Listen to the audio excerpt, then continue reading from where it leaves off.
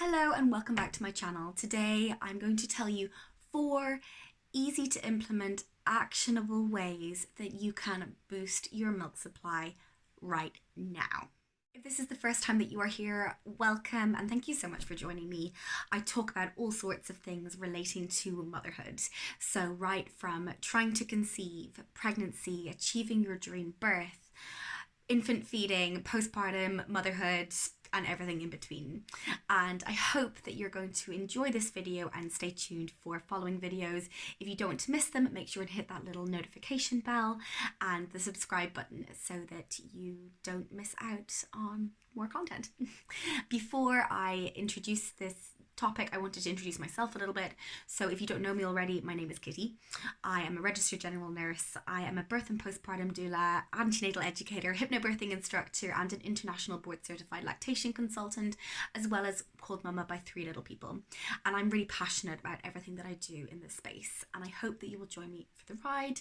I will link some of my freebies and other downloads down below, as well as my preparation courses and live events if you want to join me on one of those to learn even more about mastering your milk supply. So without further ado, let's dive right in.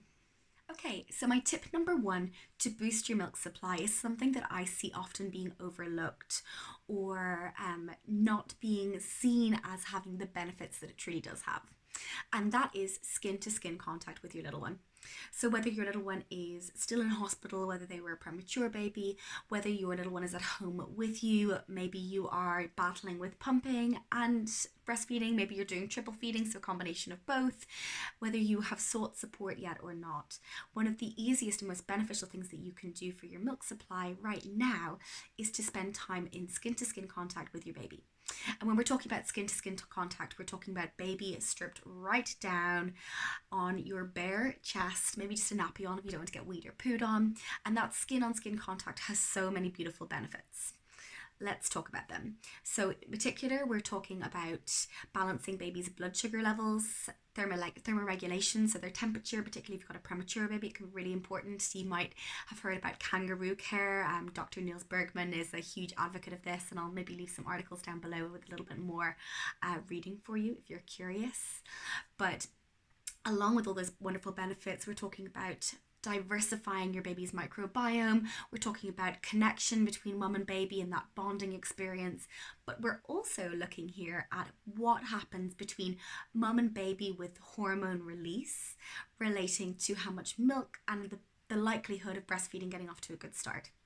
So hormones are released in both mum and baby that increase the likelihood of your milk supply being abundant, but also of your baby being more likely to root and to find the breast and latch on nice and deeply. So spending that time skin to skin in between those pumping sessions or those feeding sessions is one of the easy things that you can do from right. So you might have seen me talking about this before. I have done several other videos on boosting your milk supply, but in this particular tip, I want to talk about the supply and demand system. And this is where we're talking about sending that really clear message to our body that says we need to make milk now. We need to make milk to feed our baby. And we do that by making sure that our baby is not only suckling, but draining milk from the breast. Similarly, so if you're pumping, that you're pumping efficiently, that you are moving that milk, that your flange size is appropriate, that you're using the appropriate breast pump that's a hospital grade electric pump, ideally double pump using hands-on technique. Touch base with the lactation consultant if you're unsure about that piece. But what's happening is if we are allowing our breast to be drained well, an empty breast actually makes more milk. So we want to be making sure that we are feeding or pumping frequently. This means a minimum of every 3 hours during the day and 4 hourly at nighttime. If your baby is doing a period of cluster feeding or your baby is maybe tiring at the breast, this might look more like hourly or every hour and a half for a baby who's maybe making up for lost time, where we're trying to get that supply right up. And in this scenario, we're talking about watching your baby and not watching the clock. So looking for those early feeding cues. A baby who is telling you that they're kind of hungry, could do with a snack, is going to feed much more efficiently than a baby who is cross, tired and hangry. So watch for those early feeding cues, looking for hand to mouth, mooching, kind of turning, looking for the breast. If you were to stroke your baby's cheek, they would turn to look for it because they think it's a nipple. If that's a good way of kind of knowing if your baby is ready for a feed, or if you notice kind of fluttering beneath the eyelids, that's when you'd start preparing yourself, getting yourself ready, maybe going for a wee, making sure your water is there, maybe you've got a nursing pillow you really like using, or getting into your favorite cozy spot. That is the time that you want to be offering your baby the breast. Just similarly as if you were to sit down and do an exam, you would make sure you've had a good breakfast first. You make sure that you had done a wee, that you're, watered and fed and not overtired, and you're much better able to focus on the task at hand. Breastfeeding for a baby is a learnt skill. While it is natural, it's a learnt skill both for you and for your baby.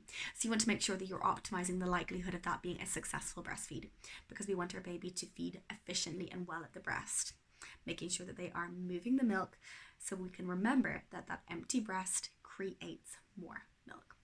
A full breast when it comes to the scientific side of things, so where a baby isn't maybe moving the milk well, maybe they're falling asleep at the breast, maybe our pump isn't removing the milk well enough, tells our body, right down to that feedback inhibitor of lactation mechanism, that we've got a full breast, we don't need to feed our baby at this time.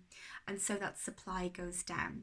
So feeding or pumping frequent. Next tip mightn't be something that is going to be the first thing on your agenda, but if you've maybe been given other advice around pumping, if you've been told to triple feed, if you've been told to nurse your baby and then pump, you might want to consider doing something called parallel pumping. And this is where maybe you've offered your baby the first breast, they've had a good feed, you've given them a little burp or changed their nappy and then offered them the second breast, that what you do is you go ahead and you apply the pump to that breast that you have previously fed from. And so what happens is a double whammy here.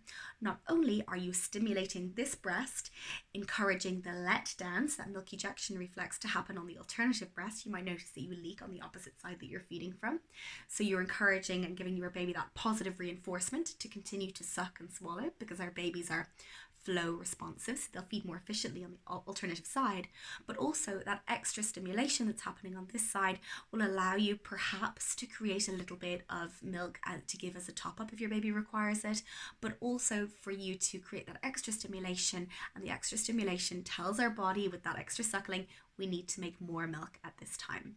So consider parallel pumping if you are looking to boost your milk supply. Okay, so the fourth tip then is going to be considering a galactagogue, which is a milk making supplement. So there are so many different ones out there on the market. We have things from herbal supplements, seeds, foodstuffs, right up as far as medications.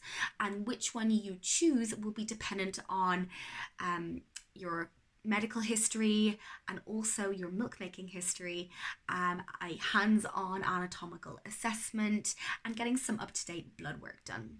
So make sure you are touching base with a lactation consultant who is really familiar with galactagogues. I will leave one of my favorite resources down below so you can do a little bit of further reading for yourself. But when we're looking at which ones we would choose, it depends on what exactly is going on. So making sure that the lactation consultant who you're talking to is really doing the detective work, that they are recommending you get some blood work done to really look at the underlying causes there, whether it's IGT, insufficient glandular tissue, so you simply will not make enough milk because you don't have enough of that milk making tissue. Perhaps you have an insulin resistance going on there, maybe your thyroid function isn't optimal, and those are all things that we can work with. Or maybe in fact it's right down to your nursing technique. Maybe it's down to baby's latch and their function at the breast, so they're struggling to actually move the milk that's actually already there. Working with a lactation consultant will help you get to the bottom of these things, but it's always worthwhile considering a galactagogue as another layer to supporting your milk supply. So reach out to me or another lactation consultant today if that's something that you have considered, and I will leave that resource linked for you down below to have a little read for some more research to back up this. And I hope you have a fantastic day, and let me know if you've tried any of these tips and how you get on with them.